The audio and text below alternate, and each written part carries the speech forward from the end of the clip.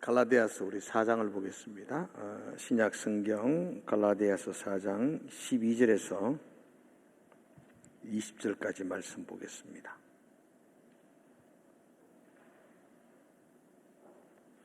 아, 306쪽입니다. 갈라디아서 4장 12절에서 우리 20절까지 말씀을 한 절씩 보도록 하겠습니다. 제가 먼저 12절을 읽겠습니다. 형제들아, 내가 너희와 같이 되었은즉 너희도 나와 같이 되기를 구하노라. 너희가 내게 해롭게 하지 아니하였느니라.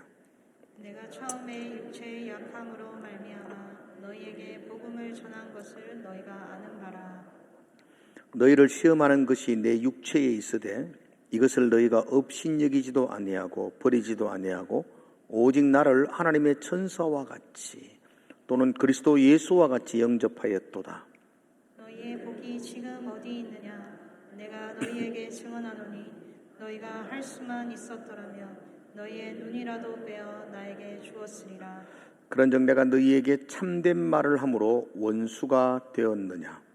그들이 너희에게 대하여 열심내는 것은 좋은 뜻이 아니요 오직 너희를 이간시켜 너희로 그들에게 대하여 열심을 내게 하려 함이라.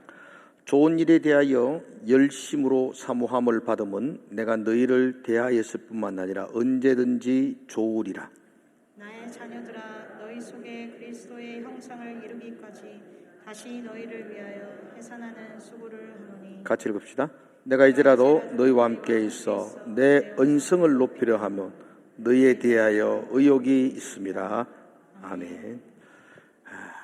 우리 배보다는 인사합시다. 잘 오셨습니다. 그렇게 인사합시다. 오래전에 봤던 영화 중에 쉰들러 리스트라는 영화가 있었습니다. 여러분도 보셨는지 모르겠네요. 쉰들러 리스트라는 영화입니다. 주인공인 오스카 쉰들러는 독일 사람이었습니다.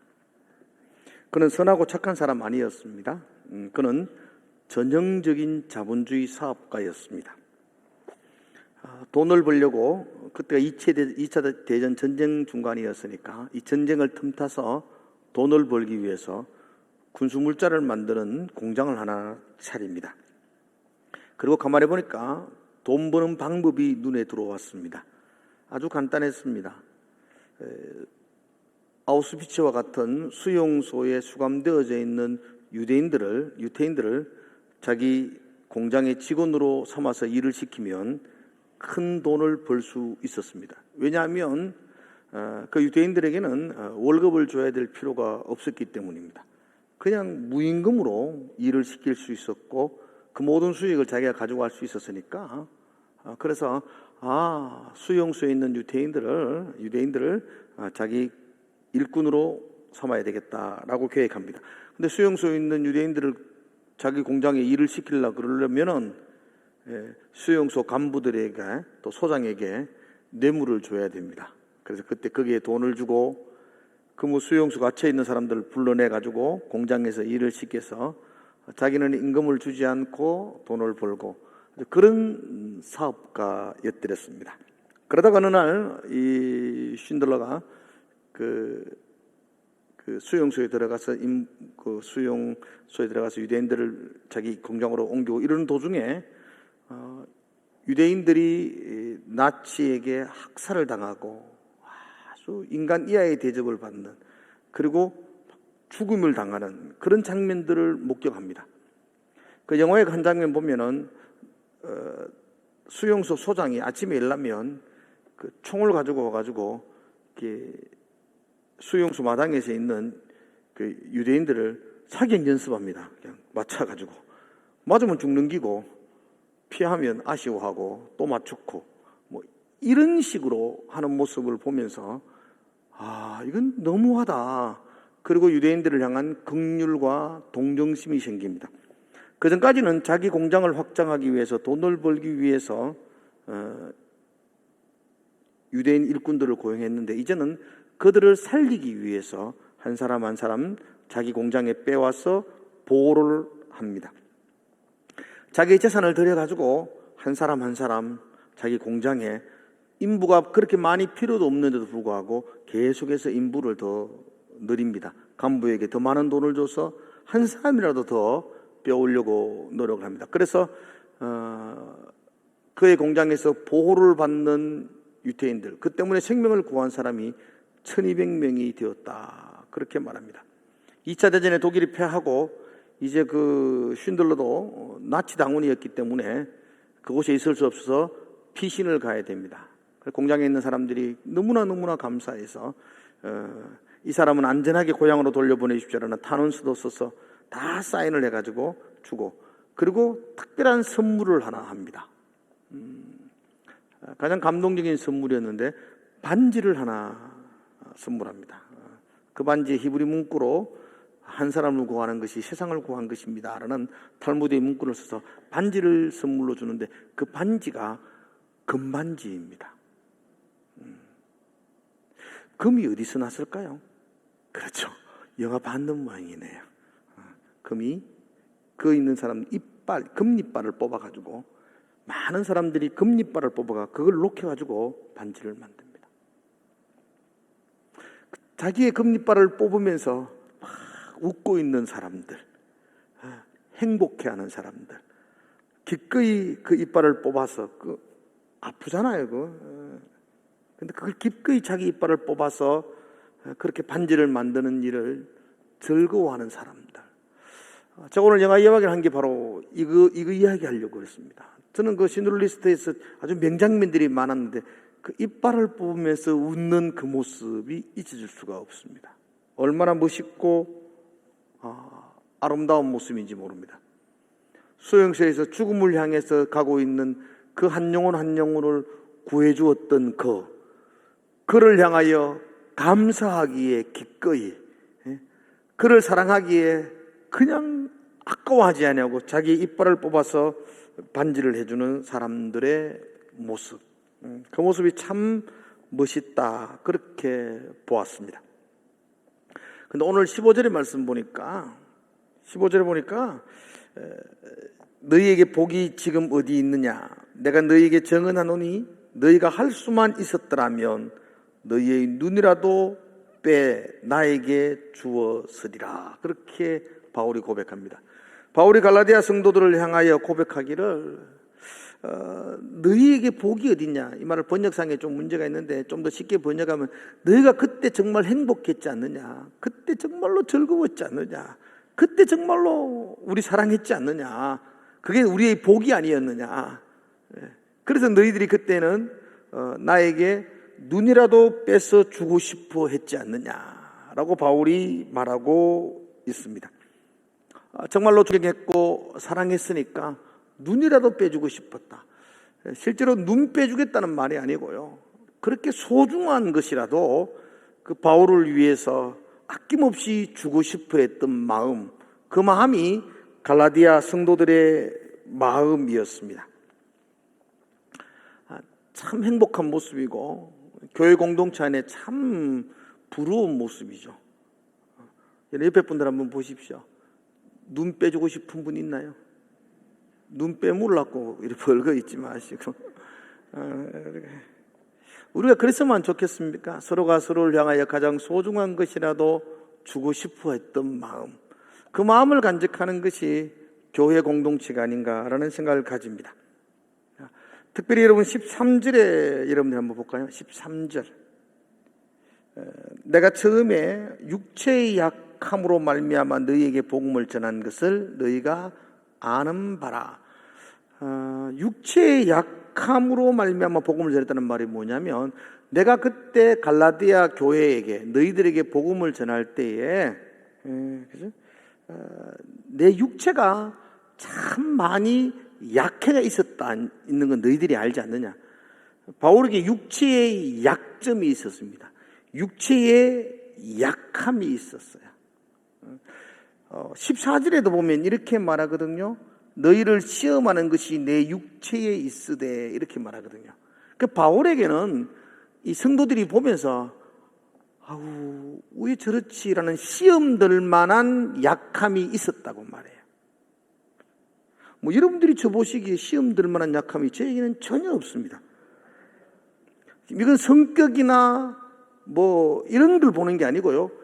바울을 보면 바울의 외모에서 시험 들 만한 연약함이 있어서 어떻게 저렇지라는 생각을 가져요. 학자들은 그런 바울의 육체의 약함을 그의 고질적인 질병이었다라고 말합니다. 이런 목회자가 고질적인 병을 앓고 있으니까 성도들에게는 마음이 불편하죠.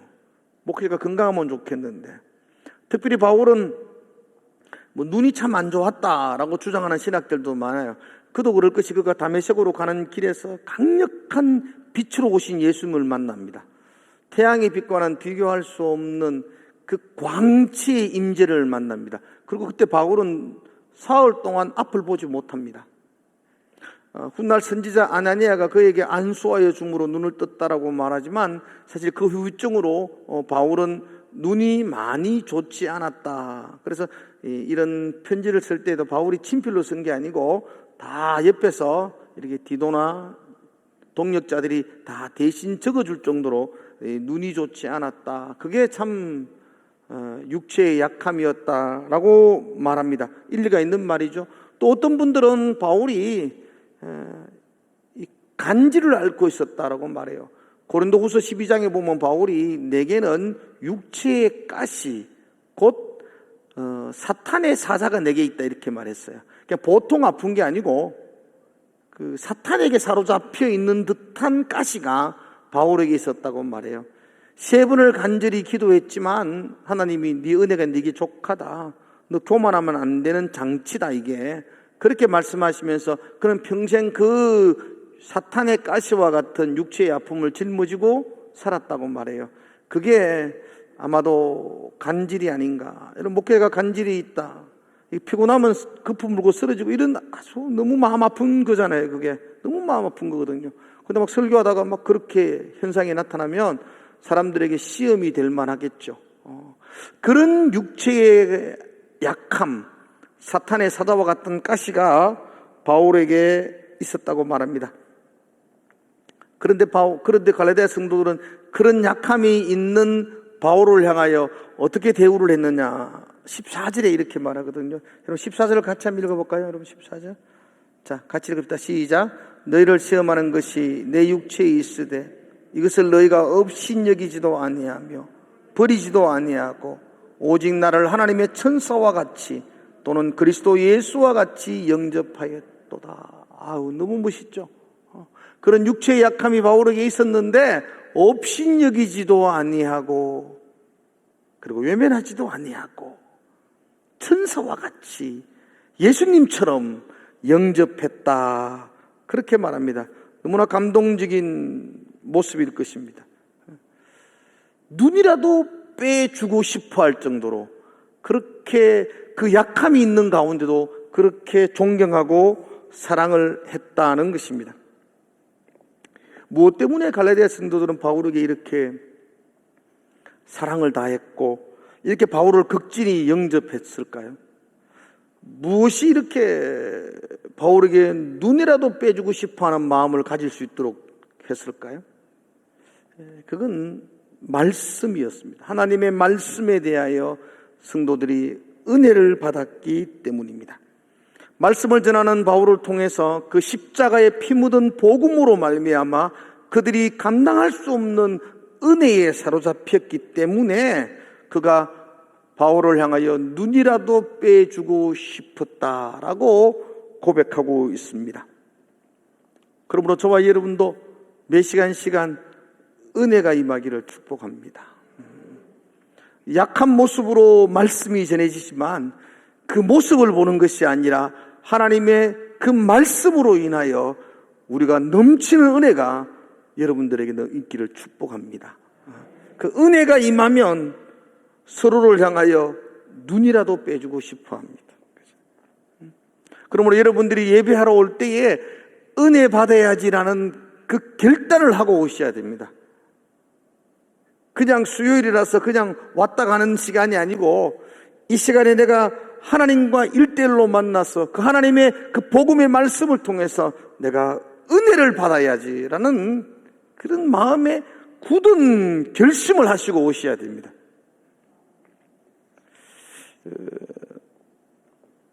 사탄은 우리가 은혜 받으면 망하는 줄 압니다. 자기들이. 그래서 필사적으로 저와 여러분들을 은혜 속으로 들어가지 못하도록 막습니다. 여러분들. 어떤 환경과 상황을 들었으라도 여러분들을 은혜 못 받도록 합니다. 그런데 여러분들은 생명 걸고 은혜 받으려고 달려 들으셔야만 합니다. 이게 영적인 전쟁입니다. 여러분들. 우리는 매일매일 예배 시간마다 그런 영적인 전쟁 앞에 놓여져 있습니다. 내가 오늘 예배를 통해서 은혜를 받느냐 아니면 짜증을 받느냐, 여러분들이 그 필사적인 선택을 하셔야 됩니다.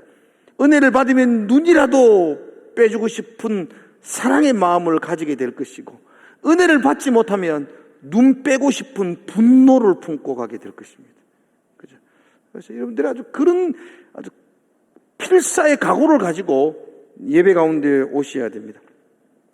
결론적으로 갈라디아 성도들은 바울이 전해준 십자가의 복음을 가지고 은혜를 받습니다. 그래서 바울에게 육체의 약점, 사탄의 가시가 있었음에도 불구하고 업신여기지도 아니하고 천사와 같이, 예수님 같이 극진히 영접을 했다고 말합니다. 이게 교회 공동체를 움직이는 가장 중요한 요소가 되어야 됩니다. 은혜 아니면 살아갈 수가 없습니다. 그런 고백이 우리 가운데 있어야 할 것입니다. 저도 여러분과 제가 날마다 하나님의 은혜를 덧입기를 주의 이름으로 축복을 드립니다. 바울과 갈라디아 성도들은 그렇게 친밀한 사이였습니다. 그러나 사람의 관계가 그렇게 한결같지 못할 때가 있습니다. 앞에서 말한 것처럼 눈이라도 빼주고 싶었는데 그것은 과거의 이야기였습니다. 지금은 그렇지 못한다는 것입니다. 지금의 상황은 어떠냐 할 때 16절은 이렇게 말합니다. 여러분 16절, 그런즉 내가 너희에게 참된 말을 함으로 원수가 되었느냐라고 말합니다. 그전에는 눈이라도 빼주고 싶었었는데 이제는 원수가 되었다고 말합니다. 왜 원수가 되었느냐, 그 이유가 뭐냐 할 때에 바울이 갈라디아 성도들을 향하여 참된 말을 함으로 원수가 되었다고 말합니다. 참된 말을 했다는 말을 다른 말로 하면 진정한 복음에서, 그 십자가에서 떠나가고 있는 그 갈라디아 성도를 향하여 아주 매서운 책망의 소리, 이러면 망하는 거다, 이건 복음이 아니다라고 바울이 그들에게 외쳤기 때문이라는 겁니다. 그렇게 복음의 참된 진리를 선포함으로 갈라디아 성도들과 바울은 지금 원수가 되었다는 것입니다. 이런 바울은 선교 전략이 한 곳에 오래 머물면서 이렇게 복음을 전하고 교회를 세우고 그 사람들이 그리스도의 장성한 분량까지 양육하고 이런 전략이 아닙니다. 바울은 굉장히 많은 지역으로 순회하는 전도자였습니다. 여기서 교회를 세워서 은간에 정착을 하면 거기에서 자기들끼리 복음을 붙들고 살도록 만들고 또 다른 곳으로 가서 교회를 세우고 그런 일들을 했더랬습니다. 갈라디아 지역도 마찬가지입니다. 바울이 오랫동안 머물지 못했습니다. 그래서 바울과 함께 있을 때는 그들 가운데 은혜의 강수가 도도히 흘렀습니다. 날마다 은혜를 받았습니다. 그러므로 말미암아 눈이라도 빼주고 싶어하는, 모든 걸 허물을 덮고 그냥 가슴으로 안을 수 있는 그런 친밀한 사이가 되었더랬습니다. 근데 바울은 다른 곳으로 떠났었고 그곳에 있는 성도들은 스스로 매일매일 하나님의 은혜를 공급받아야 됐고, 자기 스스로 그동안 받았던 은혜를 간직하면서 하나님 앞에 날마다 스스로 세워져야만 했더랬습니다. 근데 그렇게 하지 못했습니다. 은혜는 점점 말라갔었고 그들은 하나님의 은혜를 받았던 옛날이 까마득한 추억으로 점점 멀어지게 되었습니다. 교회 안에서 은혜가 임하지 못하자 그 공동체는 매우 위험한 지경에 빠졌습니다.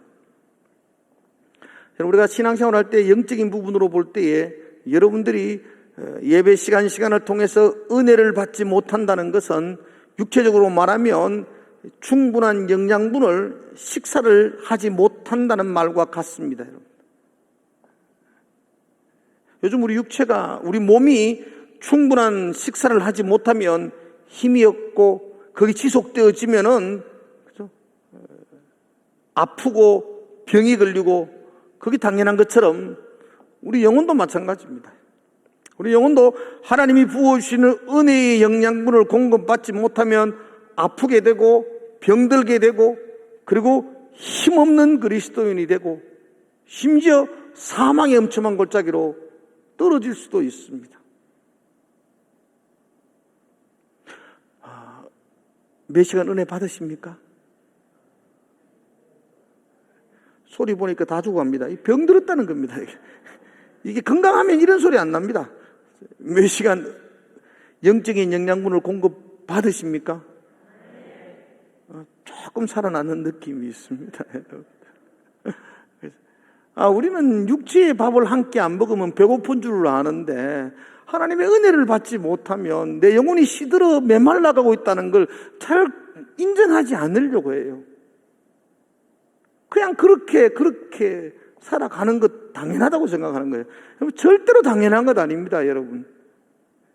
예수 믿는 사람은 폼으로 사는 게 아닙니다. 은혜로 살아가는 겁니다. 아무리 이게 폼 잡고 앉아 있어도 주의 은혜를 날마다 받지 못하면 그 영혼은 심각한 병이 들은 겁니다. 갈라디아 성도들이 그랬습니다. 은혜를 받지 못했습니다. 그들은 심각한 질병에 사로잡히게 됩니다. 그때 마침 예루살렘에서 거짓 교사들이 갈라디아 지방에 도착하게 되었고 그들이 잘못된 복음을 가르쳐 주기 시작합니다. 너 이렇게 하다가는 너 구원이 이루어지겠나? 예수 믿었으면 좀 열심히 해야 될 거 아이가? 삐까뻔쩍하게 해야 될 거 아니겠나? 라고 가르치면서 율법을 지켜야 되며 할례를 행해야만이 구원의 완성을 이룬다라고 말합니다. 여러분, 복음은 하나님의 은혜의 복음입니다. 그죠? 물론 우리의 열정, 열심, 헌신, 수고 있어야 합니다. 그러나 은혜를 잊어버리면 그 모든 열정과 헌신은 아무것도 아닙니다, 여러분. 아셔야 돼요, 반드시. 봉사하지 말아야 되나? 헌신하지 말아야 되나? 수고하지 말라는 말인가? 아니에요. 그게 아니에요. 그렇게 헌신하고 봉사하고 수고하는 밑바탕에 여러분들이 하나님의 은혜에 대한 감격과 감사와 기쁨이 깔려있지 않으면 그건 여러분 자신의 의를 세우는 도구로 사용되어집니다. 그래서 무섭다는 겁니다, 여러분들. 은혜는 없이 자기 의만 채우는 사람들은 열심히 하면 할수록 다른 사람을 평가하고 비판하고 아이고 왜 저래? 그리고 열심히 못하면 자책감, 죄책감에 사로잡혀서 힘없는 그리스도인이 됩니다. 우리의 모든 열정과 모든 헌신과 모든 섬김의 가장 밑바탕에는 하나님의 은혜, 그 십자가로 말미암아 구원받은 그 백성의 감격, 그게 없으면 모든 것들을 내려놓으셔야 됩니다. 내가 하지 않으면 아이고 여기 할 사람이 어디 있노? 내가 해야지. 그 책임감이 나를 망칩니다. 어제도 했는데 오늘도 해야지. 그 의무감이 자기 의를 찾는 게 됩니다. 우리는 뭐 하는 게 책임이나 의무, 습관이 아니고 날마다 부어지는 하나님의 십자가의 은혜에 사로잡혀서 우리가 열심과 헌신으로 주께 나아가는 겁니다. 그럴 때에 내 의를 내세울 게 없습니다. 널 울어도 눈물로서 갚을 길이 없습니다. 내 열정이 주의 십자가로 비추어 보면은 티끌 같은 먼지 같은 아무것도 아닙니다. 그렇게 가는 게 그게 신앙입니다. 여기 말하지 않습니까? 너희들이 열심히 낸다.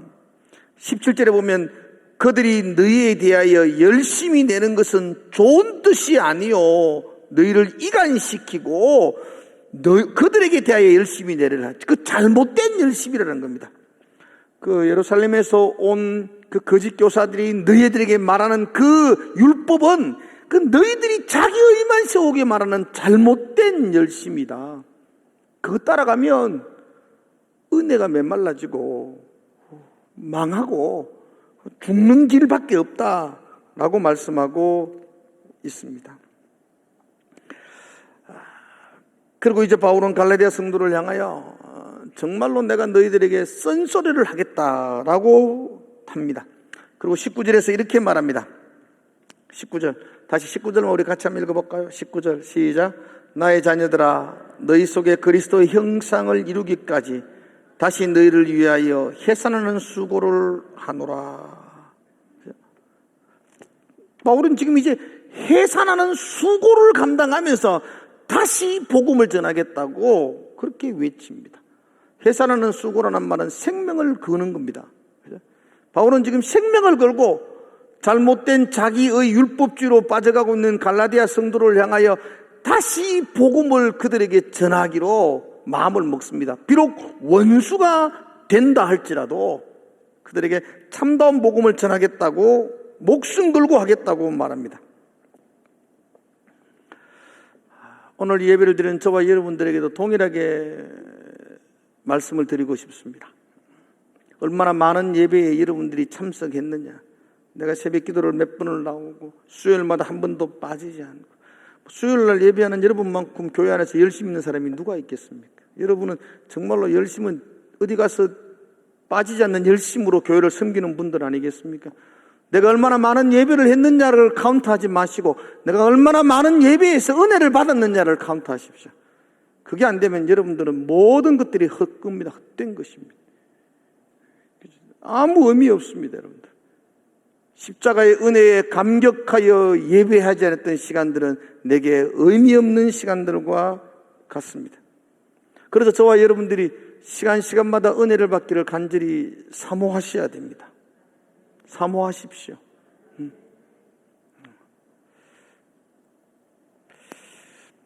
얼마나 많이 오래 교회를 다녀고 얼마나 많은 일을 섬겼느냐를 우리가 말할 게 아니고 얼마나 많은 은혜가 내게 임했느냐를 간증할 수 있는 여러분 되시기를 주의 이름으로 축복합니다. 예배를 통해서 내 마음에 맞고 내 귀에 솔깃한 그런 기분 좋은 말 몇 마디 들었다고 야, 내 은혜 받았다 그렇게 생각하지 마십시오. 감동적인 예화 하나 들어가지고 그게 가슴에 남았다 그래서 은혜 받았다 그런 생각하지 마십시오. 오직 은혜는 피 묻은 십자가 예수의 복음 그것 외에는 우리에게 부어줄 은혜가 없습니다. 요즘은 너무 가벼운 것으로 너무 다른 것으로 우리가 은혜를 받으려고 많이 합니다. 그리고 그것이 은혜 받았다고 생각합니다. 그런데 그것은 은혜 받은 것 아닐 때가 많습니다. 얼마 전에 제가 이빨이 좀 아팠습니다. 이 몸에 염증이 생겼더랬습니다. 저는 웬만하면 병원 안 갑니다. 약도 안 먹습니다. 왜냐하면 돈 주고 맛없고 배부르지 않는 것은 안 하겠다. 내가 어릴 때부터 굳게 결심했습니다. 돈 배부르지 않고 맛없는 거 약입니다. 약.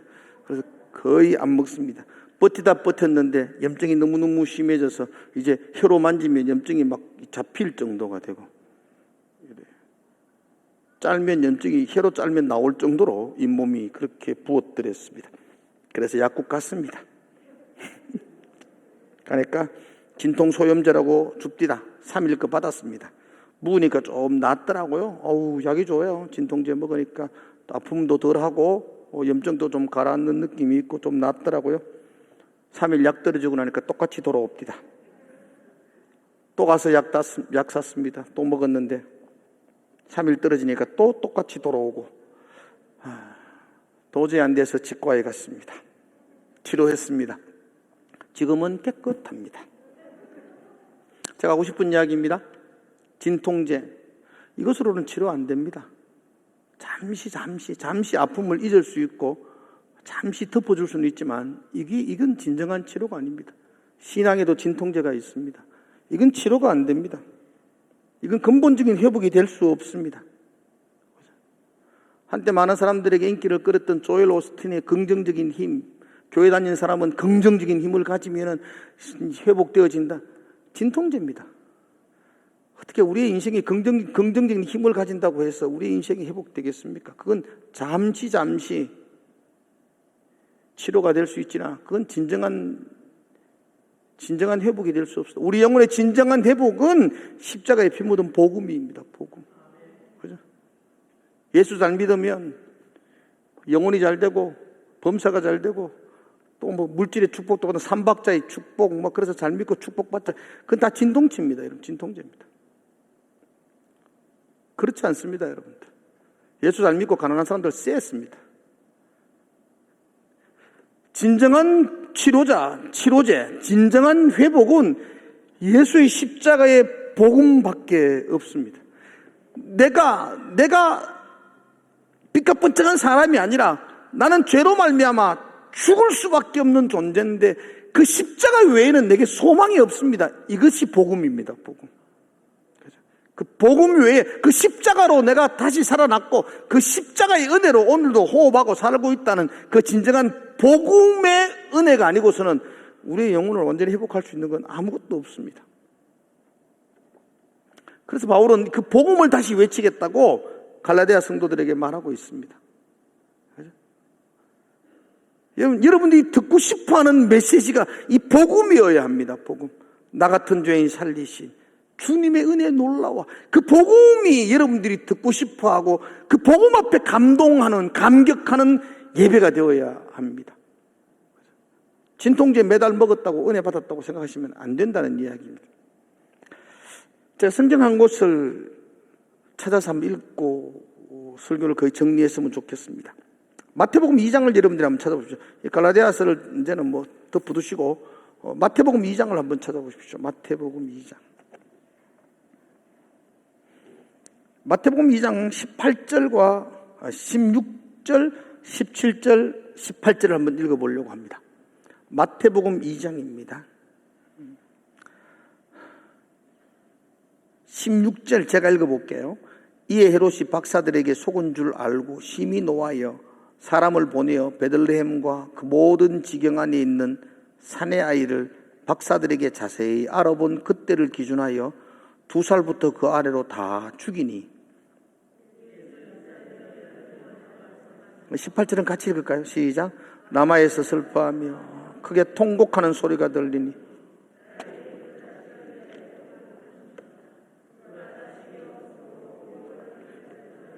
함을 이루어졌느니라. 아멘. 예수 그리스도의 탄생을 기록한 곳이 마태복음 2장이거든요. 동방의 박사들이 별에 이끌려서 유대인의 왕으로 나시니가 어디 있느냐 찾기 위해서 예루살렘까지 옵니다. 근데 하필 그 별이 예루살렘에서 사라져버리죠. 동방의 박사들이 여기까지 왔는데 별을 찾지 못하니까 왕이 왕궁에서 났겠지 싶어서 헤롯 왕궁으로 찾아갑니다. 그리고 왕이 어디 있느냐고 묻습니다. 왕인 헤롯은 깜짝 놀랍니다. 새로운 왕이 태어났다는 소리가 그를 긴장하게 만듭니다. 원래 헤롯은 그 정통 유대인이 아니거든요. 그래서 언제나 불안했거든요. 새로운 왕이 등장하는 것에 대하여. 정통 왕이 등장. 여러분 우리나라가 일본 사람이 대통령하고 있으면 이상하잖아요. 헤롯은 그런 사람이거든요. 그래서 헤롯이 자기 집안에서 아이가 태어나지 않았는데 새로운 왕이 태어났다는 그 박사들의 말을 듣고 긴장을 하죠. 그리고 이래 가만두면 안 되겠다고 생각합니다. 이건 죽여야 되겠다고 마음을 먹습니다. 그래서 박사들에게 당신들이 찾으면 내게 꼭 알려달라고 나도 경배하겠다고 이야기합니다. 박사들이 예수를 만나서 경배를 하고 돌아갑니다. 천사들이 그에게 나타나서 헤롯에게 가면 안 돼라고 말하고 고향으로 돌아가게 만듭니다. 또다시 천사들이 요셉에게 현몽해서 여기 있으면 죽으니까 애굽으로 가라고 말하죠. 여기 16절에 보면 헤롯이 속은 줄을 압니다. 그래서 헤롯이 어떻게 했다고요? 베들레헴 인근에 2살 이하의 사내 아이들은 다 죽입니다. 참혹한 그 살생이 이루어지죠. 2살의 아이들이 다 찾아서 다 죽여버리고 맙니다. 그리고 여기에 대해서 오늘 본문은 이렇게 말하죠.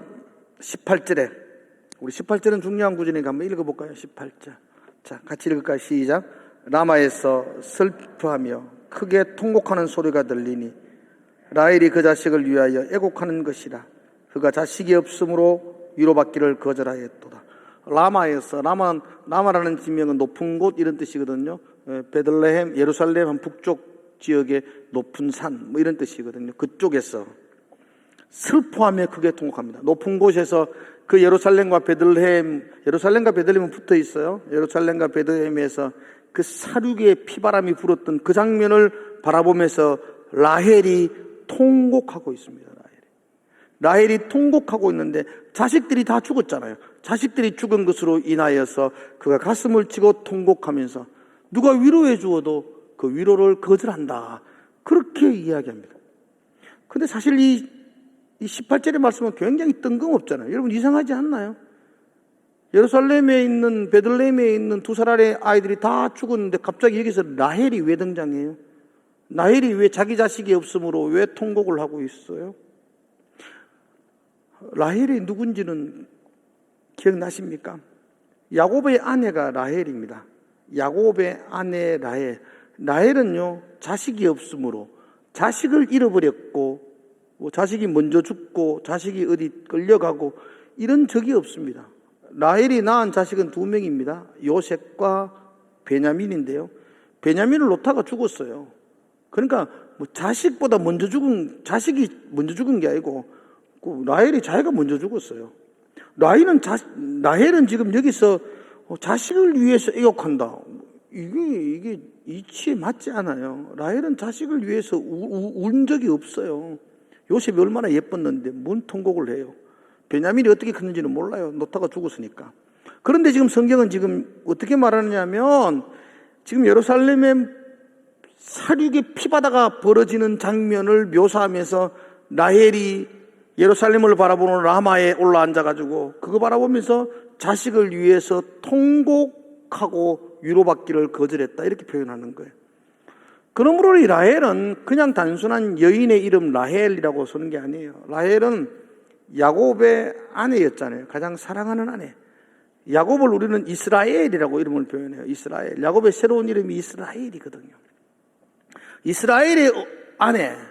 그러니까 하나님의 나라 이스라엘, 그의 아내. 그러니까 이 라헬 자체가 영적으로 이스라엘, 그리고 또한 오늘로 말하면 우리 믿는 성도들의 그 표본이라 그럴까요? 성도들을 대표하는 이름을 라헬이라고 말해요. 지금 2살 아래가 다 죽었어요. 그럴 때 이스라엘이, 그 민족이 통곡하고 운다는 겁니다. 그 민족이 자식들이 죽음으로 말미암아 민족 이스라엘이 통곡하고 웁니다. 예수님이 오셔요. 그런데 통곡하고 울어요. 그 죽음의 슬픔 때문에 통곡하고 운다라고 말하고 있어요. 여러분 2살 아래의 어린 아이들이 뭐 때문에 죽어야 돼요? 성경에서 죽으면요, 성경에서 죽는다는 것은 이유는 단 한 가지입니다. 성경에서는 죽는 게 뭐 때문이죠? 죄라고, 그죠? 죄 때문에 죽어요. 죽으면 죄 때문에 안 되는 거예요. 그럼 2살 아이들이 죽었어요. 왜 죽었어요? 이렇게 이제 헤롯이 죽였습니다. 이렇게 말하면 안 되고요. 죄 때문에 죽는 거예요. 죄 때문에. 2살 아이의 어린아이들이 뭐가 죄가 있어요? 예, 이건 우리에게 보여주는 그림이에요. 2살 아래의 아이들이 다 죄 때문에 죽는다면 니는 10번 죽어야 된다는 겁니다. 우리 모든 인류는 죽음 가운데 있는 존재입니다. 죽을 수밖에 없는 존재라는 것입니다. 예수님이 이 땅에 오세요. 왜 오세요? 자기 백성을 저희 죄에서, 죽을 자리에서 구원하시기 위함이에요. 그러니까 죽음이 먼저 와야 되죠. 죽을 수밖에 없는 존재라는 것이 먼저 드러나야 되잖아요.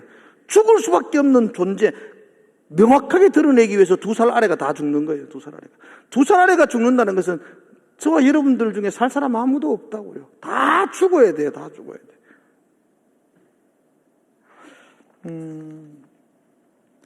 봐요. 이 마태복음 2장을 기록했는 원본이 에레미야였습니다. 에레미야 31장 15절이거든요. 한번 여러분들이 한번 보시면 좋겠어요. 지금 이 마태는 에레미야의 말씀을 인용해서 쓰거든요. 같이 한번 읽어볼까요? 시작. 여호와께서 이와 같이 말씀하시느니라. 라마에서 슬퍼하며 통곡하는 소리가 들리니 라헬이 그 자식 때문에 애곡하는 것이라. 그가 자식이 없어져서 위로받기를 거절한다. 마태복음의 말씀이죠. 절망이에요. 자식이 없어졌어요. 죽었어요.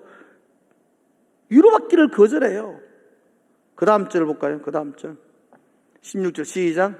이와 같이 말씀하니라. 내 울음소리와 내 눈물을 멈추어라. 내일의 삭설 받을 것인즉 그들이 그의 대적의 땅에서 돌아오리라. 여호와의 말씀이니라. 자식이 없어졌어요. 위로받기를 거절할 정도로 슬픈 통곡 가운데 있었어요. 그럼 하나님이 뭐라고 위로해 주세요? 그의 대적의 땅에서 돌아오리라. 회복되리라. 살아날 것이다 라고 약속해 주세요. 여러분, 자식을 잃어버린 엄마에게 위로될 게 뭐 있어요? 그래서 위로받기를 거절해요. 자식을 잃어버렸는데 억만금이 주어진다. 오, 할렐루야. 그 엄마 아닙니다. 자식이 죽었는데 보험금이 나왔다가 아이고 보험금 감사하네. 한 명 더 있었으면 부자 되겠네. 이 엄마 아닙니다. 이거는 자식을 잃어버릴 때는 억만금을 얻어도 위로가 되지 않아요. 자식을 얻었는데 사업이 성공했다, 위로가 안 돼요. 자식을 잃었는데 내가 출세했다, 그게 위로가 안 돼요. 자식을 잃어버리면 위로받을 게 없어요. 그래서 위로받기를 거절한다는 거예요. 이 라헬이 위로받을 길은 아무것도 없어요. 뭐로 위로받을 거예요? 위로받을 수가 없어요. 그런데 하나님께서 다시 살린다, 다시 돌아오게 한다. 이게 위로예요. 위로. 죽을 수밖에 없는 죄인, 죽어야만 한 죄인, 죽음의 구덩이에 빠져있는 죄인, 아우슈비츠 수용소에서 죽음을 향해 끌려가고 있는 그 유대인들, 그죠?